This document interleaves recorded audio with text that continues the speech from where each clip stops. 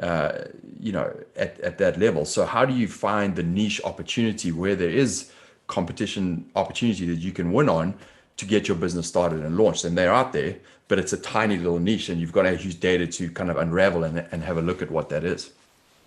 I love it. I think that you really answered that question really well in terms of just thinking about you've got the data, which is good, and it only is going to take you so far. As you mentioned in the beginning of our conversation, it's 50% of the equation. It's great to have. I mean, when I started selling on Amazon in 2007, there was no courses, there was no data, I'm sure there was some kind of data, but I sure didn't know how to access Mhm. it, right? But back then you could put a product on Amazon and it would just sell. So, I think that there is kind of a battle with, the courses nowadays that are kind of encouraging people to in some ways use product research software. And I know your tool is an all-in-one tool, so you're offering a lot more than just the initial product research, um, which is awesome. Like that's all the places you need to use data, right? But how do you feel about that? How do you feel about, and you answered it a little bit, how do you feel about people solely using product research software to find products? I love how you said, if you're just going for the cash flow thing, but often that gets people in trouble too, because they're just trying to get some quick cash out of it and they end up upside down because there's so many people going after those same opportunities. Because that's the one thing that product research software is really good at doing, is helping everyone find the same opportunities, right? Because everyone's taught to use the same search filters. So how do you feel about that? Do you feel like people should have a mix of, they're using product research software for certain parts, or do you feel like it's okay if they're just going for cash flow?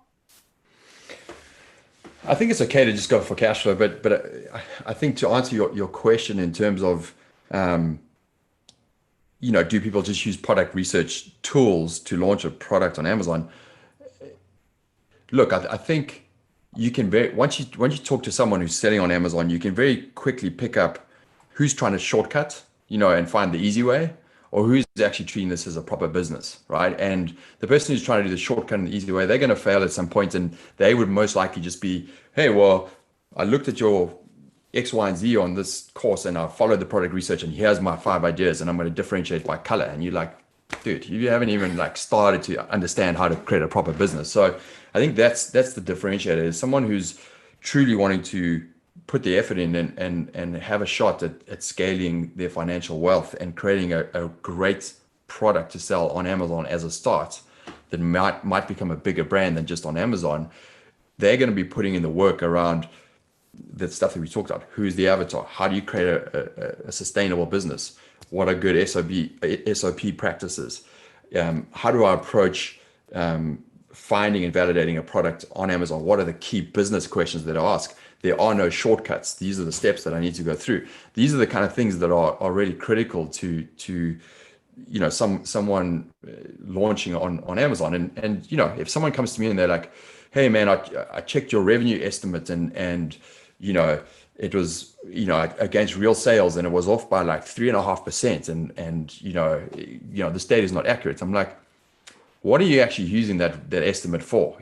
What is the decision, on the accuracy of the data?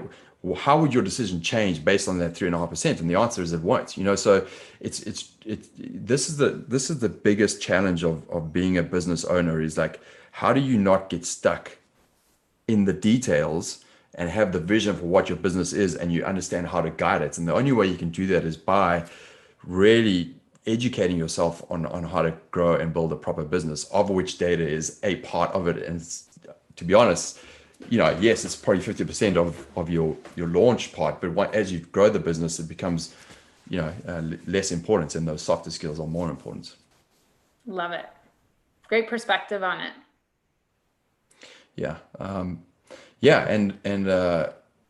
Yeah, I think the other point I would say is that, you know, I can attest that the data is super critical. It is a part of it, but it is so critical, and it is more critical now than ever on your product research, but even on your, your launch strategy around launching a product. We've just gone through a case study with my CTO Stefan, who's a seven-figure seller on Amazon as well. And I said to him, okay, I want to, I want to employ your keyword and listing optimization methods and your PPC campaign methods onto a list, onto a product that is flatlined, and let's see if we can turn the corner with this business. And we've I think we're in episode 5 right now, kind of going through this case study. And he's obviously much more analytical than me and data driven, but going through and understanding how to take a listing and actually optimize that listing based on the data insights that we're getting from Zonguru on our keyword tool, for example, Keywords on Fire,